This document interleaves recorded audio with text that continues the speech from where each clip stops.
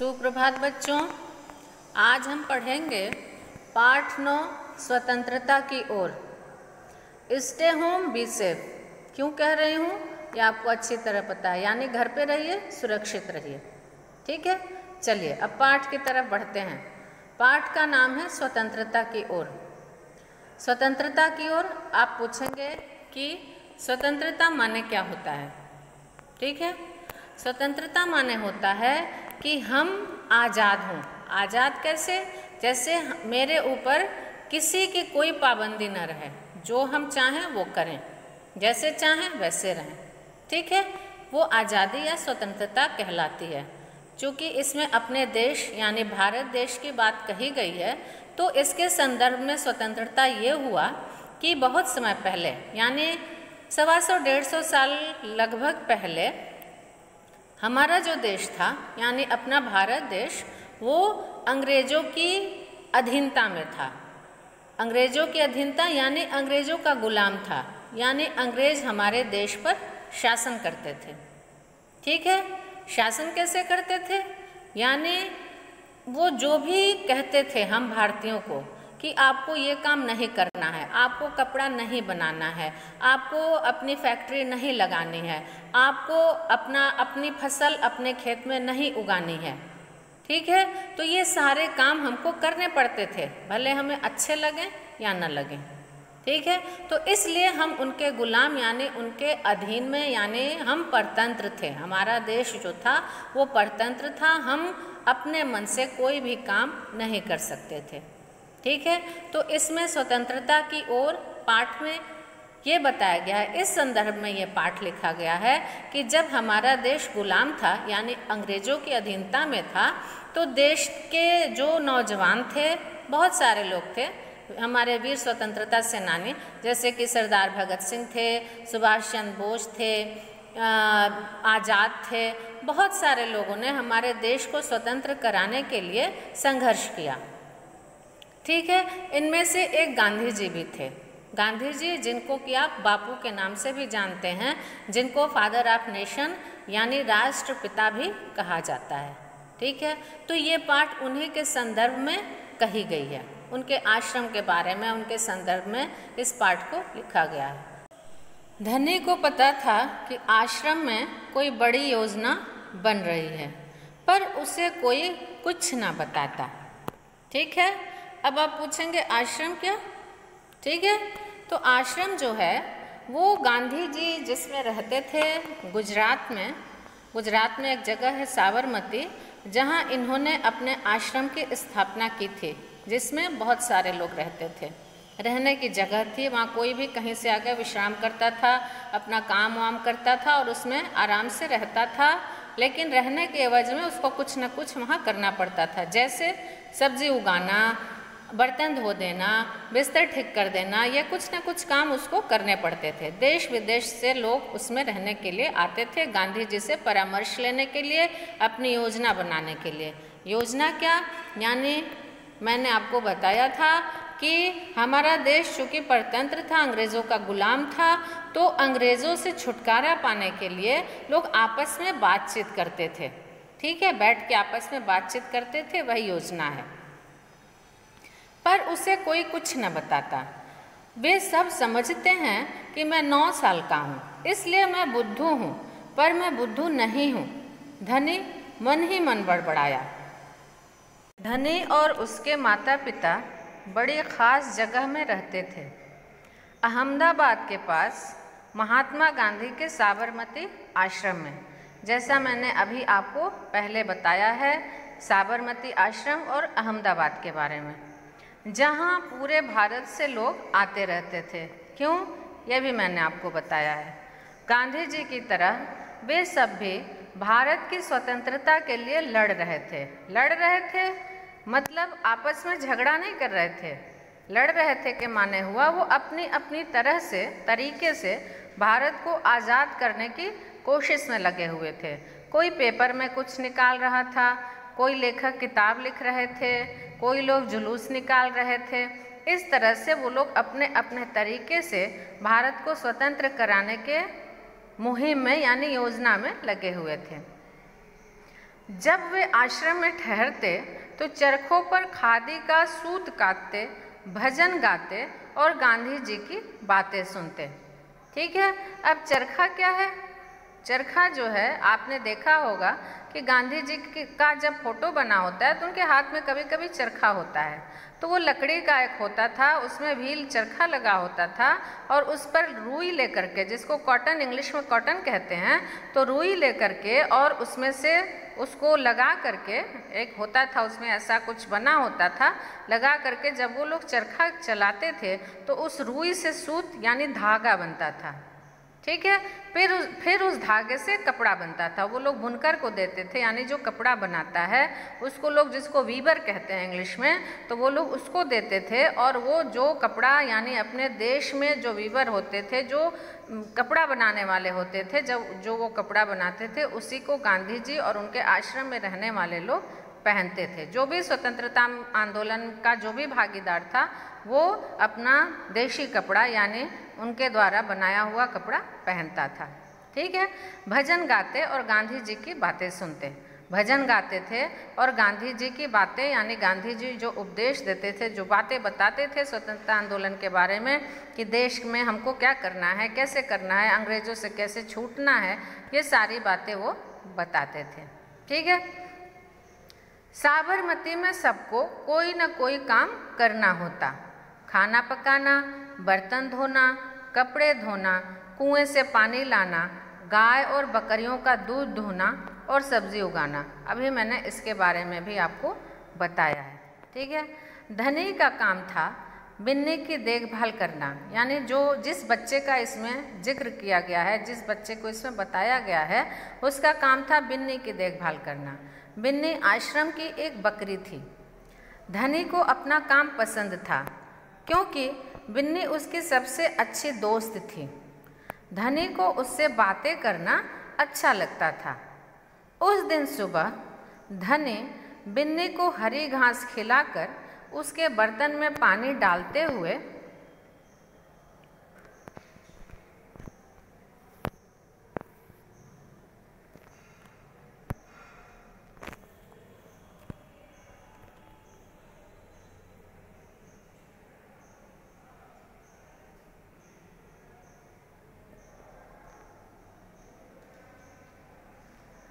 बोला, कोई बात जरूर है बिन्नी। वे सब गांधी जी के कमरे में बैठकर बातें करते हैं। कोई योजना बन रही है, मैं सब समझता हूँ।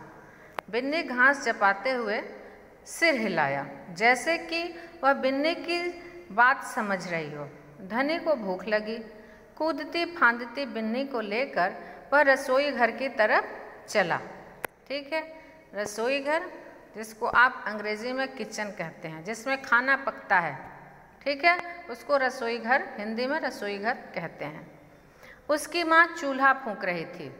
चूल्हा फूंक रही थी यानी पहले के ज़माने में जो था वो गैस नहीं था, गैस का चूल्हा नहीं था, तो लकड़ी का चूल्हा जलता था।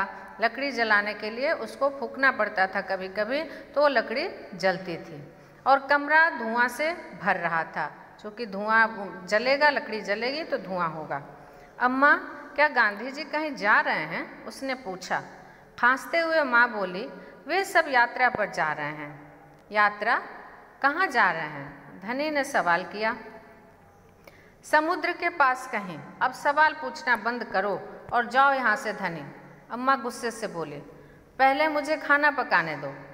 धनी सब्जी की क्यारियों की तरफ निकल गया जहाँ बूढ़ा बिंदा आलू खोद रहा था। बिंदा चाचा, धनी उनके पास बैठ गया। आप भी यात्रा पर जा रहे हो क्या? बिंदा ने सिर हिलाकर मना किया, यानी उसने कहा नहीं। उसके बोलने से पहले धनी ने उतावले होकर पूछा, कौन जा रहे हैं, कहाँ जा रहे हैं, क्या हो रहा है? बिंदा ने खोदना रोक दिया और कहा, तुम्हारे सब सवालों के जवाब दूंगा, पर पहले इस बकरी को बांधो, मेरा सारा पालक चबा रही है। धनी बिन्नी को खींचकर ले गया और पास के नींबू के पेड़ से बांध दिया। फिर बिंदा ने उसे यात्रा के बारे में बताया। गांधी जी और उनके कुछ साथी गुजरात में पैदल चलते हुए दांडी नाम की जगह पर समुद्र के पास पहुँचेंगे। गांव और शहरों से होते हुए पूरा महीना चलेंगे। दांडी पहुंचकर वे नमक बनाएंगे। नमक?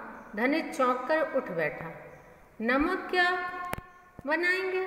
वह तो किसी भी दुकान से खरीदा जा सकता है। हाँ, मुझे मालूम है, बिंदा हंसा, पर महात्मा जी की एक योजना है।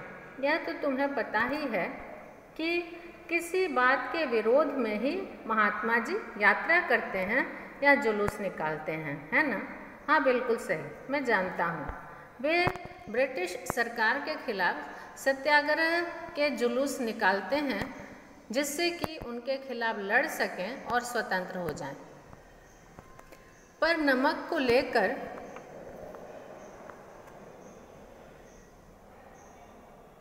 विरोध क्यों कर रहे हैं? यह तो समझदारी वाली बात नहीं है।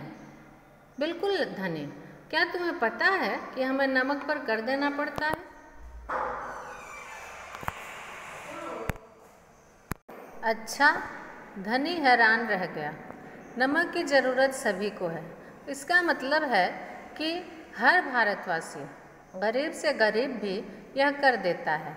बिंदा चाचा ने आगे समझाया, लेकिन यह तो सरासर अन्याय है। धनी की आंखों में गुस्सा था।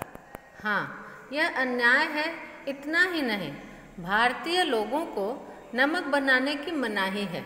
महात्मा जी ने ब्रिटिश सरकार को कर हटाने को कहा, पर उन्होंने यह बात ठुकरा दी। इसलिए उन्होंने निश्चय किया है कि वे दांडी चलकर जाएंगे और समुद्र के पानी से नमक बनाएंगे। 1 महीने तक पैदल चलेंगे? धनी सोचकर परेशान हो रहा था। गांधी जी तो थक जाएंगे। वे दांडी बस या ट्रेन से क्यों नहीं जा सकते? क्योंकि यदि वे इस लंबी यात्रा पर दांडी तक जाएंगे तो यह खबर फैलेगी, अखबार में फोटो छपेगी, रेडियो पर रिपोर्ट जाएगी और पूरी दुनिया के लोग यह जान जाएंगे कि हम अपनी स्वतंत्रता के लिए लड़ रहे हैं और ब्रिटिश सरकार के लिए यह बड़े शर्म की बात होगी। गांधी जी बड़े ही अक्लमंद हैं, है ना? धनी की आंखें चमकीं। बिंदा ने हंसकर कहा, हाँ, वह तो है ही। दोपहर को जब आश्रम में थोड़ी शांति छाई, धनी अपने पिता को ढूंढने निकला। वह एक पेड़ के नीचे बैठकर चरखा काट रहे थे। पिताजी, क्या आप और अम्मा दांडी यात्रा पर जा रहे हैं? धनी ने सीधे सवाल किया। मैं जा रहा हूँ, तुम और अम्मा यहीं रहोगे। मैं भी आपके साथ चल रहा हूँ। बेकार की बात मत करो धनी, तुम इतना लंबा नहीं चल पाओगे। आश्रम के नौजवान ही जा रहे हैं। धनी ने हठ पकड़ ली। हठ माने होता है जिद। धनी ने हठ पकड़ ली। मैं 9 साल का हूँ और आपसे तेज दौड़ सकता हूँ। धनी के पिता ने चरखा रोककर बड़े धीरज से समझाया। धीरज माने होता है इत्मीनान से, बड़े तन्मयता से, बड़ा धैर्य रख समझाया। सिर्फ वे लोग जाएंगे जिन्हें महात्मा जी ने खुद चुना है। ठीक है, मैं उन्हीं से बात करूँगा, वह जरूर हाँ कहेंगे। धनी खड़े होकर बोला और वहाँ से चल दिया। गांधी जी बड़े व्यस्त रहते थे। उन्हें अकेले पकड़ पाना आसान नहीं था। पकड़ पाना यानी उनसे अकेले में मुलाकात करना आसान काम नहीं था। पर धनी को वह समय मालूम था जब उन्हें बात सुनने का समय होगा। रोज सुबह वह आश्रम में पैदल घूमते थे। अगले दिन जैसे ही सूरज निकला, धनी बिस्तर छोड़कर गांधी जी को ढूंढने निकला यानी खोजने निकला। वे गौशाला में गायों को देख रहे थे। गौशाला माने होता है जहाँ गायों को रखा जाता है। फिर वह सब्जी के बगीचे में मटर और बंद गोभी देखते हुए बिंदा से बात करने लगे। धनी और बिन्नी लगातार उनके पीछे पीछे चल रहे थे। अंत में गांधी जी अपनी झोपड़ी की ओर चले। बरामदे में चरखे के पास बैठकर उन्होंने धनी को पुकारा, यहाँ आओ बेटा। धनी दौड़कर उनके पास पहुंचा। बिन्नी भी साथ में कूदती हुई आई। तुम्हारा नाम क्या है बेटा?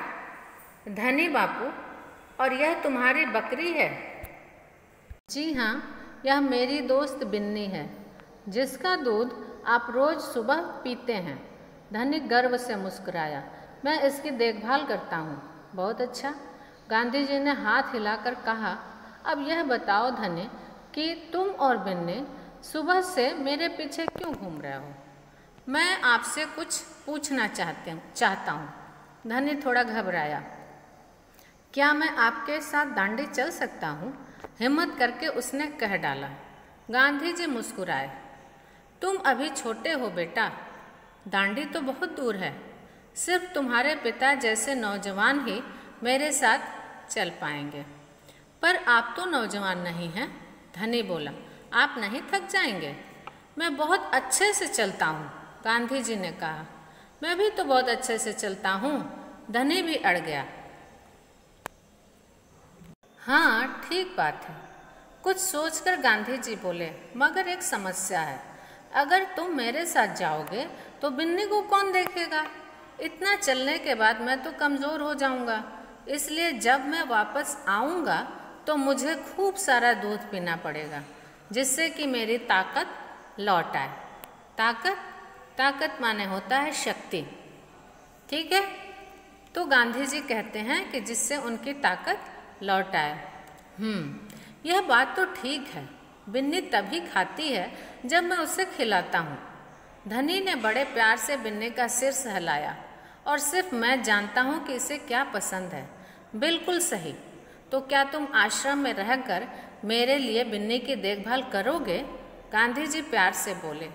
जी हाँ, करूँगा, धनी बोला। बिन्नी और मैं आपका इंतज़ार करेंगे।